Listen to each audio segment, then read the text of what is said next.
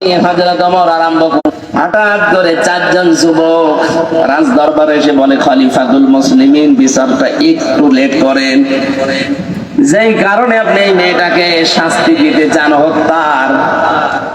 মেয়েটার কোনো দোষ নেই, দোষ আমাদের এই চারজনের। মেয়েটা তার বাবাকে নিয়ে পাহাড়ি এলাকায়, জঙ্গলি এলাকায় থাকতো, বসবাস করতো। ওখানে আমরা শিকারে গিয়েছিলাম। যাবার পরে এই মেয়েটার রূপ সৌন্দর্য দেখে শেষ পর্যন্ত যৌবনের তাড়নায়, শয়তানের ধোকায়, নফসের ধোকায় পড়ে আমরা বাবাকে বেঁধে রেখে তার সম্ভ্রম নষ্ট করেছি। এরপরে সে গর্ভবতী, এই কারণে সন্তান, এটার কারণে আপনি এই মনে করছিলেন শাস্তি যদি দিতে হয় আমাদের দেন। হযরত ওমর ওদেরকে জিজ্ঞাসা করলেন, 3টা দিন পার হয়ে গেল, তোমরা আসলে না কেন? আগে থেকে যদি আসতে তাহলে আমার খাওয়া দাওয়া বন্ধ হয় না, আগেই বিচার করে দিতাম। ছেলেগুলো বলে, খলিফা আমি আসি নাই, আমরা এই জন্য মনে করেছিলাম যা করলাম কেউ সাক্ষী তো নেই, ধরা যদি না পড়ি বেঁচে যাব। কিন্তু কোরআনে কারিম আমাদেরকে বাঁচতে দিল না। বারবার কোরআন আমাদের সামনে এসে এই কথা আমাদেরকে যেন আহ্বান জানায়, দুনিয়াতে যে গুনাহ করলে এটার যদি শাস্তি দুনিয়ায় না হয়, মরণের পরে কিন্তু আল্লাহ ডবল করে বিচার করবে। মুসলমানের এখানে একটা কথা বলে রাখি, কোন অপরাধের শাস্তি যদি আপনি দুনিয়ায় না পান, ওই অপরাধের বিচার যদি আল্লাহ কিয়ামতে যেদিন করবে ডবল করে করবে। কথা বুঝতেছে? 3টা পাপের শাস্তি আল্লাহ ডবল দেবেন। সূরা ফুরকান 19 নম্বর পারার 4 নম্বর পৃষ্ঠার 13 নম্বর লাইনে আছে, 69 নম্বর আয়াত। والذين لا يدعون مع الله إلها آخر ولا يقتلون النفس التي حرم الله إلا بالحق ولا يزنون إلى آخر آية। এই দুনিয়াতে আল্লাহকে ডাকে, তার পাশাপাশি যারা অন্যকে ডাকে তাদের শাস্তি হবে মরণের পরে ডবল। আল্লাযীনা লা ইয়াদউনা মা'আল্লাহি ইলাহান আখার, এই যে মা মানে সঙ্গে, সাথে, আল্লাহকে ডাকে কিন্তু তার সাথে অন্য কাউকে ডাকে। আর এইটাই বাংলাদেশে চালু করার জন্য 15.5 বছর অনেক উঠে পড়ে লেগেছিল। আপনি আল্লাহকে ডাকেন, পাশাপাশি আমার বাবাকেও ডাকেন, এই জন্য মোড়ে মোড়ে বাবা। এমন কোন জায়গা ছিল যে বাবা নেই? মাথার উপরে বাবা, টয়লেটেও বাবা। আমি তো অনেক টয়লেটে যেয়ে দেখেছি, বঙ্গবন্ধু টয়লেট। কি গো, আর কোন জায়গা বাকি ছিল? টাকার ভেতরে দিয়ে রেখেছেন, বাজার করতে গেলে ওইদিকে তাকিয়ে মনে হয়েছে না একজন আছে। মাথার উপরে রেখে দিয়েছেন, অথচ কোরআন জানিয়েছে বা কালিমাতুল্লাহি হিয়াল উলিয়া, সব জায়গায় উপরে থাকবে আমি আল্লাহর কথা। এখন ডক্টর মোহাম্মদ ইউনূসের মাথার উপরে যেটা লেখা, লা ইলাহা ইল্লাল্লাহু মুহাম্মাদুর রাসূলুল্লাহ, আমরা এটাই চাই। এক কথা বলেন, সব জায়গায় উপরে থাকবে কার কথা? আল্লাহকে ডাকার পাশাপাশি যারা অন্য কাউকে ডাকার সিস্টেম করে দিয়েছিলেন তাদের শাস্তি ডবল হবে। আল্লাহ মনে হয় এইটা সহ্য করে নাই, এই জন্য বিকাল 5টা বাজতে বাজতে সারা দেশ থেকে আল্লাহর বিপক্ষে যারা তাদের সব নষ্ট করে দিয়েছে। আমার কুষ্টিয়াটা একটু শক্ত ছিল, ওটা ভাঙতে একটু দেরি হয়েছে। এত শক্ত পাথর, সারা দেশের টাকা পয়সা খরচ করে করে আমার মনে হয় এগুলো বানিয়েছিল। অন্যান্য জেলার তুলনায় আমার কুষ্টিয়াতে যেহেতু আল্লাহর ওলি 2 জন আছে, আনিফ আর ইনু, এই 2 জন মিলে বানিয়েছে। এত মহব্বত আপনার, আল্লাহর রাগ ও মানুষের অন্তরে তাদের প্রতি এত বেশি দিয়েছে। একজনকে দেখলাম আদালতে কেউ লাথি দিচ্ছে, পচা ডিম দিচ্ছে, আর একজনের বাড়ির ইট উঠে নিয়ে চলে যাচ্ছে। আজকে আমরা পরিষ্কার আল্লাহর সাথে অন্য কাউকে ডাকবো না, সে মরা বাবা হোক আর জিন্দা বাবা হোক। কথা বলেন না কেন? বিভিন্ন মাজারে এই সিস্টেম গুলো চলতো, আল্লাহর পাশাপাশি ইয়ালি বাবা, শাদি বাবা, দয়াল বাবা, ল্যাংটা বাবা। এই জন্যই তো মাজার ভাঙা আরম্ভ হয়েছে। একেবারে শিরিকের প্রকাশ্য কারখানা এটা। আল্লাহকেও ডাকে, আল্লাহর পাশাপাশি পীরকেও সেজদা দিচ্ছে, এটা আল্লাহর সাথে শিরিক। লা তাত্তাখিযুল কুবুর মাসাজিদা, কবরকে সেজদার জায়গা বানিও না। ওরা সরাসরি যে সেজদা দিত লালনের মাজারে। আর প্রকাশ্য কাঁচা তো আছে, অধিকাংশ মাজারে আমরা দেখেছি জেনার কারখানা। এইখানে হাক্কানি আলেম এই দেশে যারা আছে বলেছে মাজার গুড়িয়ে দাও, ভেঙে ফেলো। কোন কারণে মাজার বানাতে হবে? হযরত ওসমানের মতো মানুষ, জান্নাতের সার্টিফিকেট পাওয়া মানুষ দুনিয়ায়, সেই লোকটা পড়ে আছে জান্নাতুল বাকিতে, কিচ্ছু নেই, পাথর দেওয়া মাত্র। আর দেশের গরু ছাগল মরে যায়, তার কবর 3 তালা হয়। কোরআনের পাখি বিশ্বনন্দিত মুফাসসির, আপনি তো তার চাইতে কোরআনের খেদমত বেশি করেননি। সেই লোকটা পড়ে আছে, মাত্র মাথার কাছে একটা পাথর দেওয়া দেখলাম। কোন গরু ছাগল কোথায় মরে, ঈমান আছে কি নেই তাও নেই, সারা জীবনে পোশাক করেও পানি নেয়নি। 14 তালা বানিয়ে রেখেছে কবর, সবগুলো মাটির সাথে মিশিয়ে দেওয়া দরকার। আজকে থেকে আমরা সিদ্ধান্ত নিয়ে বাড়ি যাব, যতদিন বাঁচি আল্লাহর সাথে আর কাউকে ডাকবো না। কে রাজি আছেন আপনারা? 2 নম্বরে যারা অবৈধভাবে মানুষকে হত্যা করে, বাংলাদেশ স্বাধীন হওয়ার পরও এত হত্যা হয়নি। এই 9 সাল থেকে 24 সালে যত হত্যা হয়েছে, বাকিগুলোর অনেকের খোঁজই আমরা জানি না। আমি মাটির নিচে ছিলাম 10 দিন, আমি দেখেছি কত মানুষের কান্নার আওয়াজ আসতো আমার কানে। আমার তো চোখ বাঁধা ছিল, চোখ কালো কাপড় দিয়ে বেঁধে নিয়ে মাজায় একটা দড়ি নিয়ে ওরা হাঁটিয়ে নিয়ে যেত, মনে তো আমার গরুর মতো নিয়ে যাচ্ছে। আশপাশ থেকে কান্নার আওয়াজ পেতাম, কারণ কোনো আওয়াজ তো ওখানে যাওয়ার কথা না। মানুষ সিঁড়ি দিয়ে উপরে ওঠে, আর ওরা সিঁড়ি দিয়ে আমার নিচে নিয়ে যেত, তার মানে মাটির নিচে। ওইটা কোন জায়গায় এটা আমি জানি না, যেখানেই নিয়ে গিয়েছে বহু মানুষের কান্নার আওয়াজ পেতাম মাঝে মাঝে। আর একটা আওয়াজ দিত, আহ, এরকম একটা আওয়াজ। বুঝতাম এখানে কয়েক মাস ধরে মানুষ হয়তো আছে। যে সমস্ত মানুষ পাহারা দিয়ে যেত, এসআই যারা, তাদেরকে প্রকাশ গোপনে বলতাম, ভাই যে আওয়াজ আসলেও শব্দ না, অধিকাংশ গুলোতে হিন্দু পেয়েছিলাম। কিছু কিছু যাদের একটু মনুষ্যত্ব আছে বলতো, হুজুর 1 মাস 2 মাস না, কেউ 2 বছর 5 বছর পড়ে আছে, কেউ জানেই না। আপনি এখনো পর্যন্ত বলেন আমার কি দোষ, কি দোষ আপনি টের পান না? কোন দোষ যদি আপনার নাও থাকে, আপনার সবচেয়ে বড় দোষে আয়না ঘর। আপনি জানেন না কি হয়তো ওখানে ইলিয়াস আলীর মেয়েকে নিয়ে আপনি কি করলেন, কি নাটক, কি প্রতারণা, অথচ তাকে আপনি মেরে ফেলেছেন আগে। আমার মাঝে মাঝে রিমান্ডে আশ্চর্য লাগতো, আল্লাহ, যে অফিসার গুলো এই করে যায় আমার সাথে, এরা রাতে বাড়ি যেয়ে ঘুমায় কি করে? এদের তো ঘুম আসার কথা না, হয় লাল পানি খায় নাই বড়ি খায়, তাছাড়া ঘুম আসার কথা না। এখানে শাস্তি হবে তাদের ডবল, এখন শুরু হয়েছে কেবল, ডবল শাস্তি হবে। যারা অন্যায় ভাবে মানুষকে হত্যা করেছেন, ইন্ধন দিয়েছেন, বিভিন্ন কায়দা কৌশল করে এগিয়ে দিয়েছেন, আপনার শাস্তি ডবল হবে। মার্ডার মামলা, আজকে গুমের মামলা আন্তর্জাতিক আদালতে, যে পালিয়ে গেছে তার নামে আজকেও দেখলাম 2টা মামলা হয়েছে। আপনি যে সাহস করেন যে আমি পাশাপাশি আছি, চট করে ঢুকে পড়বো, আসেন, আপনি আসেন, আপনাকে আমরা চট করে ঢুকবেন আর ফট করে ঢুকে দেবো আয়না ঘরে। থাকেন পরে ওখানে। ব্যারিস্টার আরমান 8 বছর আছে, আপনি 16 বছর থাকবেন। 16 বছর তো বাঁচবে না, যে কয় বছর আছেন ওখানে থাকবেন, দেখেন কেমন লাগে। ভার্সিটি থাকতে আমি একটা উপন্যাস পড়েছিলাম, ওর নাম হচ্ছে দেখ কেমন লাগবে। আমার মনে হয় এইটা ওদের কপালে আছে। কথা বলে না কেন?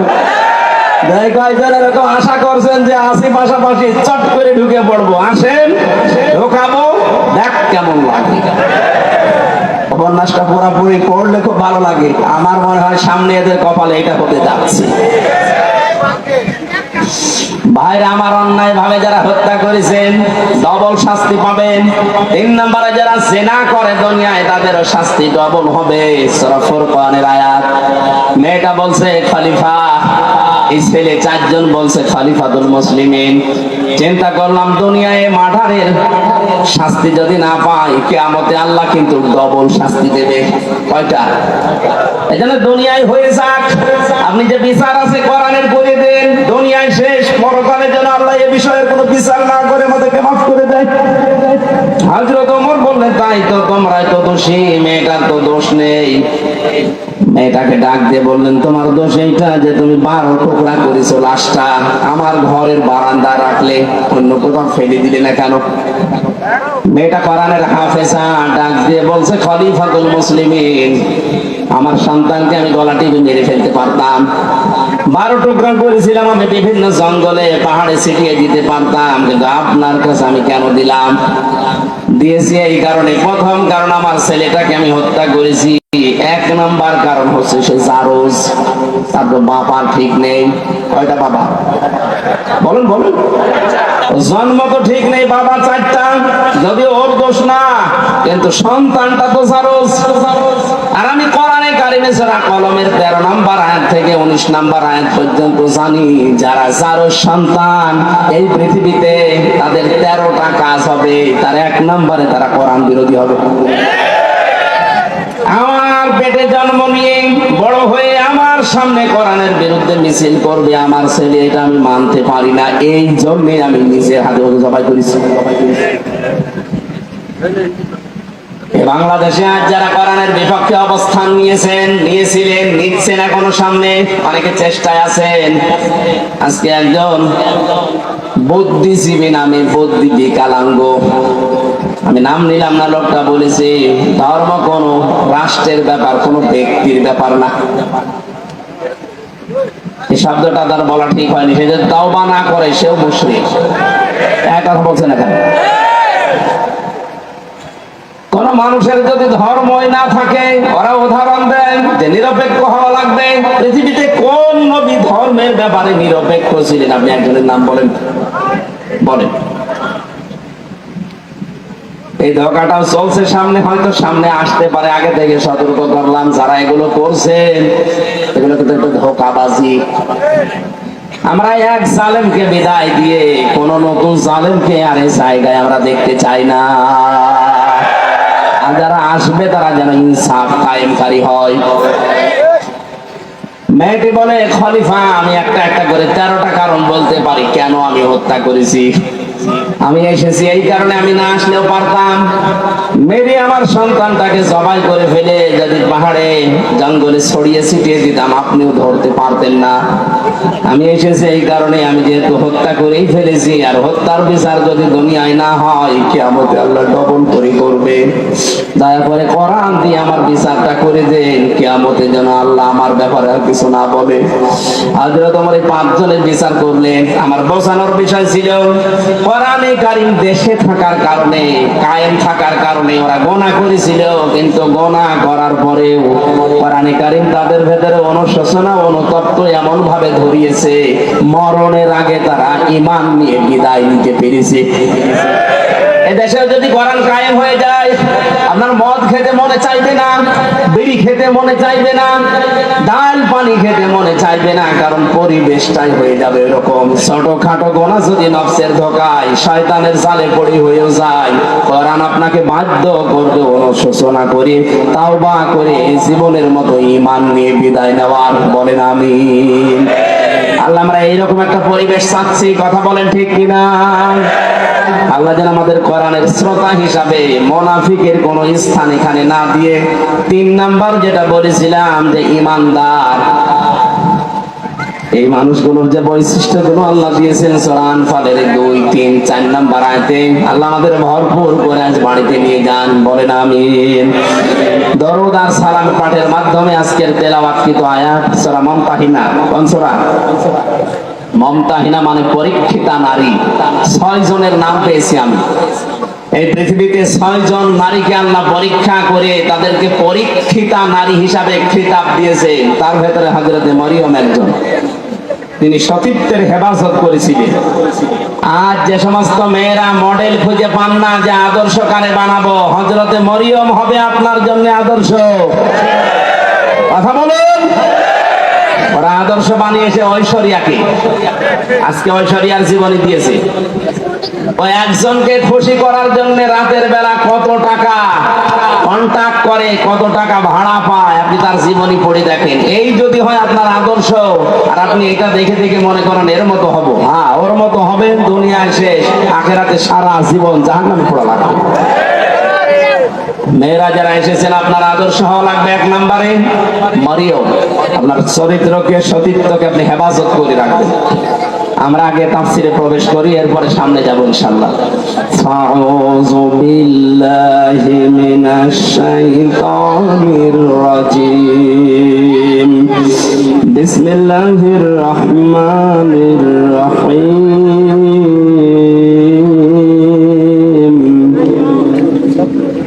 ইয়া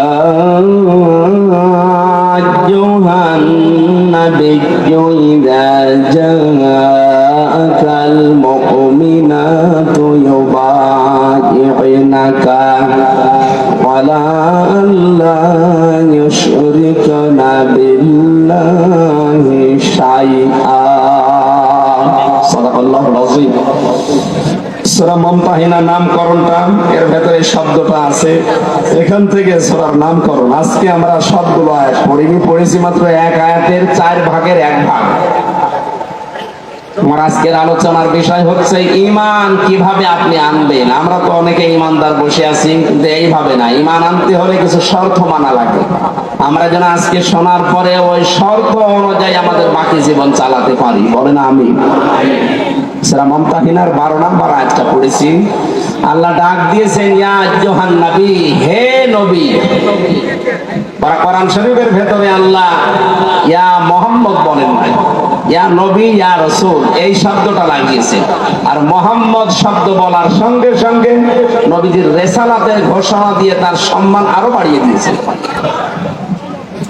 আজকে রাসূলের সম্মান বাড়ানোর জন্য রবিউল আউয়াল মাসে যারা জন্মদিন পালন করে, সাফ করে শুনে রাখেন, পৃথিবীর কোন মানুষের জন্মদিন মৃত্যুদিন পালন করার ভেতরে কোনো ফায়দা নেই। এমনকি কোন মানুষ যত দামি হোক আপনার জীবনের জন্য, যত উপকার করুক আপনার জীবনে, ও যদি মারা যায় সর্বোচ্চ 3 দিনের উপরে কোনো শোক নেই। হ্যাঁ, একজন মহিলার স্বামী যদি মারা যায় তাহলে 3 মাস 10 দিন সে বিবাহ বন্ধনে আবদ্ধ না হয়ে তার জন্য অপেক্ষা করে এর পরবর্তীতে অন্য স্বামী গ্রহণ করবে, এই শেষ। পৃথিবীর কোন মানুষের জন্য 3 দিনের উপরে শোক জায়েজ নেই। আর আমরা সেই 75 সাল থেকে শোক পালন করেই আসছি। কেন? উনি কি আপনার কি স্বামী হয়? আপনার কি বাবা হয়? কোন কারণে শোক পালন করা লাগবে তার জন্য বলেন? আপনি কি তাকে ইসলামের ঊর্ধ্বে মনে করেন? ওই যে আমি বললাম না যে ঈমান ভাঙ্গে যায় 10টা কারণে, তার 10 নম্বর কারণে পৃথিবীর কাউকে যদি কেউ ইসলামের ঊর্ধ্বে মনে করে তার ঈমান ভেঙে যায়। এই কারণেই তো আপনি এটা করেন, প্রতি বছরে বছরে জন্মদিন মৃত্যুদিন পালন করেন, তাকে মনে করেন ইসলামের ঊর্ধ্বে। ইসলামে জায়েজ নেই, আপনি পেলেন কোথায়? আগামী থেকে এটা আমরা আর করতে চাই না। এই জন্য তো এবার রাষ্ট্রীয় ভাবে 15ই আগস্ট পালন করতে দেয়নি। কিসের 15 আগস্ট 16 আগস্ট? কোরআনে হাদিসে যেটা নেই ওটা আমরা রাষ্ট্রীয় ভাবে পালন করে সময় নষ্ট করতে চাই না। কোরআন হাদিসে থাক, আমরা 10 দিন ধরে পালন করবো। এই কথা বলেন না কারো? সিঙ্গাপুরে 95% মুসলিম, আর আমাদের দেশে 96% আমরা মুসলিম। এখানে কোনো বানানো নিয়ম নীতি চলতে পারবে? বলেন তো পারবে? আগামী থেকে যেই হোক 3 দিনের উপরে আমাদের কোনো শোক আর থাকবে না। বিশ্ব নবী মুহাম্মদ রাসূলুল্লাহর উপরে তো দুনিয়ায় আর কেউ নেই, আল্লাহর পরে তার স্থান। শোক পালন করা যদি জায়েজ হতো প্রতি বছরে বছরে, আমার মনে হয় তার জন্য আমরা শোক পালন করতাম। কোনো আলেম তো এটা করে না। যে সমস্ত বেদাতপন্থী আছে এরা নবীর জন্মদিন পালন করার জন্য উঠে পড়ে লাগে। কোথায় পেয়েছেন দলিল বলেন তো? নবীর মিলাদ পড়েন। মিলাদ মানে জন্ম। মিলাদ মানে কি? যেই 2 জন চাচা নবীর জন্মে খুশি ছিল, 2 জনে জাহান্নামে গেছে, একটা আবু তালেব আর একটা আবু লাহাব। কথা বলেন না কেন? 2 জনই কিন্তু মিলাদে নবীর জন্মে খুশি। আর যেই 2 জন চাচা নবীর আদর্শে খুশি, হযরত হামজা, হযরত আব্বাস, 2 জনে জান্নাতি। এখান থেকে শিক্ষা নিতে পারেন না? এরপরও আপনি আলেম নামে জালেম হয়ে কলঙ্ক করে মানুষকে আপনি ধোকা দিয়ে বোকা বানিয়ে টাকা ইনকাম করছেন এই রবিউল আউয়ালের নাম দিয়ে। আশা করছে এগুলো আমরা সচেতন মানুষ আগামী থেকে আর করব না। আপনি যদি আদর্শ অনুসরণ করে খুশি থাকতে চান তাহলে 40 থেকে 63 এই 23 বছর অনুসরণ করেন। এই কথা বলেন না কেন? আমরা এখন থেকে কারো জন্ম নিয়ে আনন্দ করব না, আমাদের জন্ম নিয়ে আনন্দ না, আমাদের আনন্দ হবে তার আদর্শ নিয়ে। কথা বলেন না কেন? নবীজিকে আল্লাহ ডাক দিলেন ইয়া মুহাম্মদ, যেখানে কোন জায়গায় কোরআনে আল্লাহ দেয়নি, নাম নেওয়ার সঙ্গে সঙ্গে রিসালাতের ঘোষণা দিয়ে তার সম্মান বাড়িয়ে দিয়েছেন। মুহাম্মাদুর রাসূলুল্লাহ ওমা মুহাম্মাদুন ইল্লা রাসূল মা কানা মুহাম্মাদুন আবা আহাদিন মির রিজালিকুম ওয়ালাকিন রাসূলুল্লাহ খাতামান নাবিয়্যিন। আরো আছে সূরা মুহাম্মদের একটা আয়াত, আলা নুজিলা আলা মুহাম্মাদ হুয়াল হাক্কু মির রাব্বিহিম। প্রত্যেকটি জায়গায় আল্লাহ তার নাম নেওয়ার সঙ্গে সঙ্গে ঘোষণা দিয়েছেন যে তিনি আমার রাসূল। জোরে বলেন আল্লাহু আকবার। এই জন্য আমরা এই জায়গা একটা স্পর্শকাতর জায়গা, রাসূলুল্লাহকে কেউ গালি দিলে আমরা সহ্য করতে পারি না। কুষ্টিয়াতে গত 2 দিন আগে একজন বুঝে হোক না বুঝে হোক গালি দিয়েছে। এখানে কোনো ছাড় নেই, আপনি বুঝে দেন আর না বুঝে দেন আপনি অপরাধী। কুষ্টিয়া ফুসে উঠেছে, সারা দেশ এখন ফুসতেছে। আগামী থেকে আমরা এদেশের এই বিবেক বুদ্ধিহীন কিছু মানুষ আছে বিভিন্ন নাম নিয়ে যারা চলে, সে যে নামেই হোক, রাসূলুল্লাহর ব্যাপারে কিন্তু কোনো আপোষ নেই। বিশ্ব নবীকে অপমান করার চেষ্টা করলে, গালিগালাজ করলে, যা করা লাগে এই দেশের মানুষ কিন্তু তাই করবে। এখানে সাবধান হয়ে থাকবেন এই বিষয়ে। অন্তত আপনি আমারে গালি দেন, অসুবিধা নেই, কিন্তু রাসূলুল্লাহকে গালি দিতে পারবেন না। আমাদের জীবনের চাইতেও তিনি আমাদের কাছে দামি। কথা বলেন ঠিক কিনা? আল্লাহ এই মহব্বতের কারণে যেন আমাদেরকে মাফ করে দেন। আমি এখানে একটু তথ্য বলবো। এই যারা মহব্বত করে আল্লাহর রাসূলকে এই কথা বলে শেষ করে দেন, তাদের জন্য খুব শিক্ষা আছে এখানে। আপনি শুনেছেন আয়াতটা, দেখেন এইভাবে নেই, কুল ইন কুনতুম তুহিব্বুনাল্লাহা ফাত্তাবিউনি ইউহিব্বুকুমুল্লাহ ওয়া ইয়াগফির লাকুম যুনুবাকুম আল্লাহু গফুরুর রহিম। সূরা আলে ইমরানের 31 নম্বর আয়াত। আল্লাহ পাক বলেন, নবী আপনি বলুন, তোমরা যারা বলো আল্লাহ তোমাকে ভালোবাসি, এই দাবি যারা করো তাদেরকে বলছি এই দাবি করার দরকার নেই। যদি দাবি সত্যে প্রমাণ দিতে চাও, ফাত্তাবিউনি, আমি রাসূলের অনুসরণ করো। এখানে যে তাবউন শব্দটা আছে, তাবাইন, যত অভিধান আছে আরবিতে দেখবেন তাবউন মানে দেখে দেখে চলা। আমার সামনে বেলাল স্যার যেভাবে হেঁটে যাবে, যেভাবে পা ফেলবে, যেভাবে হাত নাড়াবে, যেভাবে মাথা দোলাবে, ওইভাবে দেখে দেখে চলার নাম আরবিতে তাবউন। তাহলে রাসূলুল্লাহকে কি অনুসরণ করা লাগবে, ইত্তেবা করা লাগবে তাকে দেখে দেখে? প্রশ্ন আসতে পারে, উনি তো আমার সামনে নেই। হ্যাঁ, উনি সামনে, ওনার আদর্শ পড়ে আছে আমাদের সামনে। বিদায় হজের ভাষণের দিন বলেছিলেন, তারাক্তু ফীকুম আমরাইন, 2টি জিনিস রেখে গেলাম, লান তাদিল্লু মা তামাসসাকতুম বিহিমা, কিতাবাল্লাহ ওয়া সুন্নাতু রাসূলিহি। 2টা জিনিস রাখলাম, যদি অনুসরণ করতে পারো কোনোদিন পথ ভ্রান্ত হবে না, পথ হারা হবে না, মার খাবে না, না খেয়ে থাকবে না। এই তাদিল্লু শব্দের 99টা অর্থ আছে। কোনদিন আপনি না খেয়ে থাকবেন না, কারণ জমিন আল্লাহ আমাদেরকে ওয়ারিশ বানিয়েছে।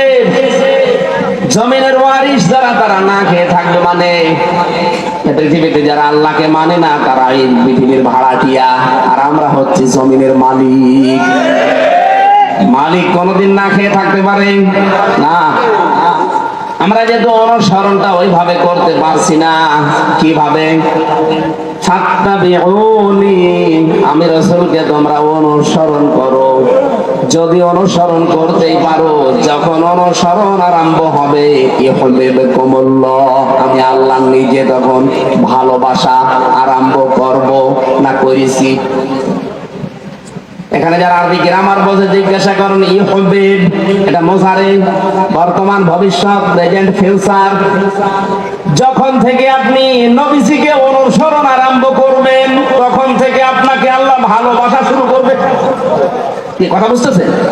তার মানে এখনো যারা নবীর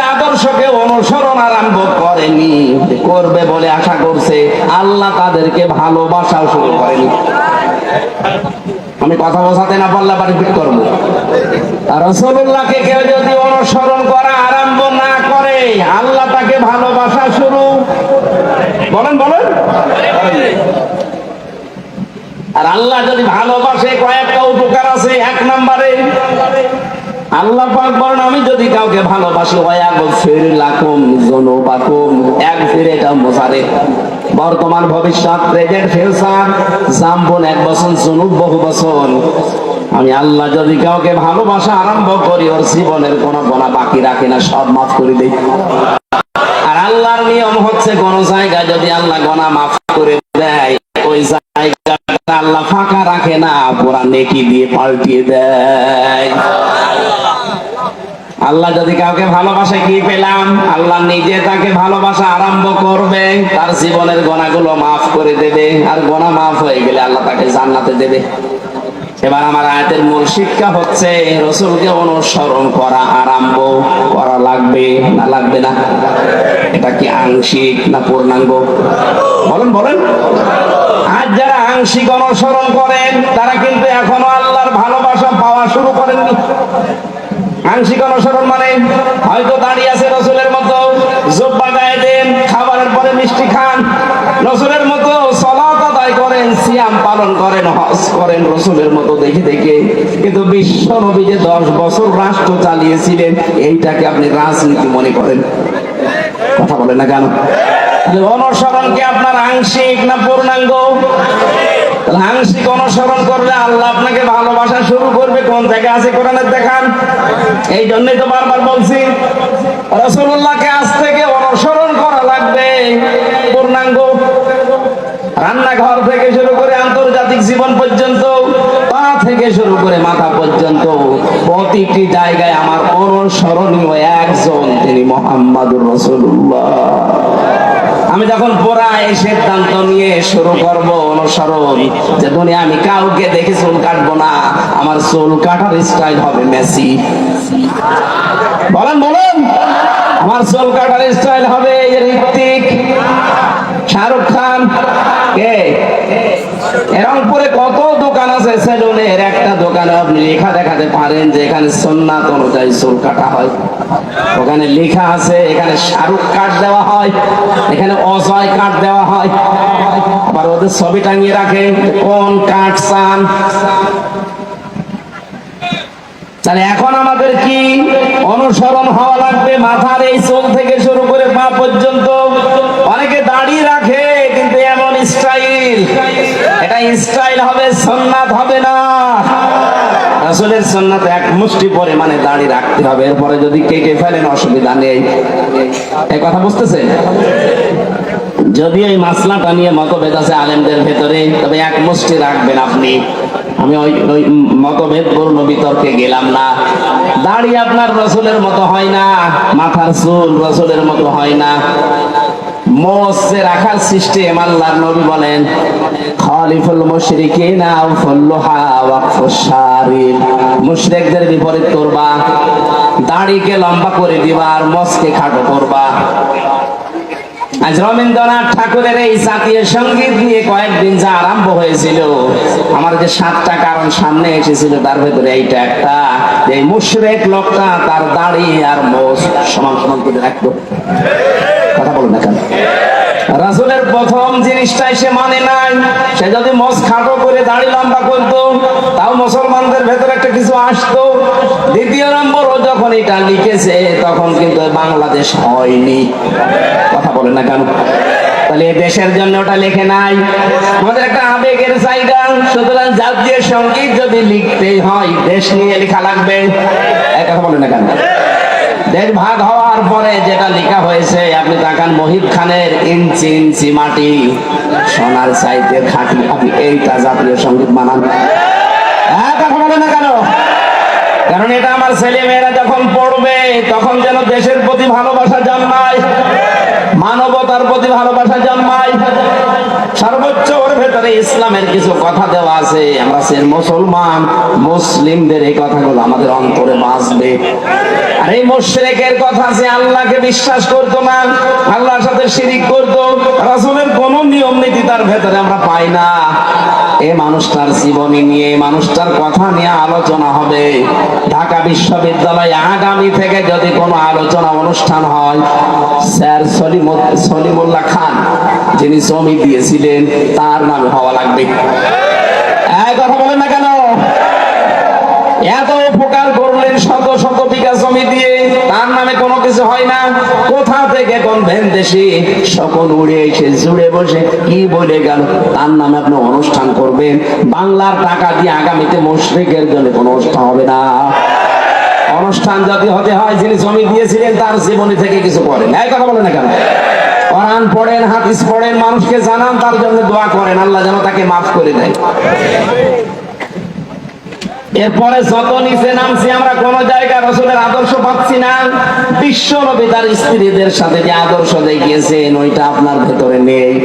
উনি তার বন্ধুদের সাথে যেটা দেখালেন সেটা আপনার নেই। কোন জায়গায় যদি আদর্শ সেট করতে না পারেন, বিশ্বাস করতে পারেন আল্লাহ আপনাকে এখনো ভালোবাসা আরম্ভ করেনি। আয়াতটা পড়ার পরে আমার মনে হয় দেশে হাজারো আলেম, হাজারো পীর এখনো আল্লাহর ভালোবাসায় পাওয়া আরম্ভ করেনি। কারণ যেই পীর শুধু জিকিরকে ইবাদত মনে করে রাসূলের তরিকা, কিন্তু এদেশ যে কোরআন দিয়ে চালাতে হবে এটাকে যারা রাজনীতি দুনিয়ার কাজ মনে করে আরো মানুষকে ধোঁকা দিয়ে বোকা বানিয়ে রাখে, এটা পীর। বলেন এরকম পীর দেশে নেই?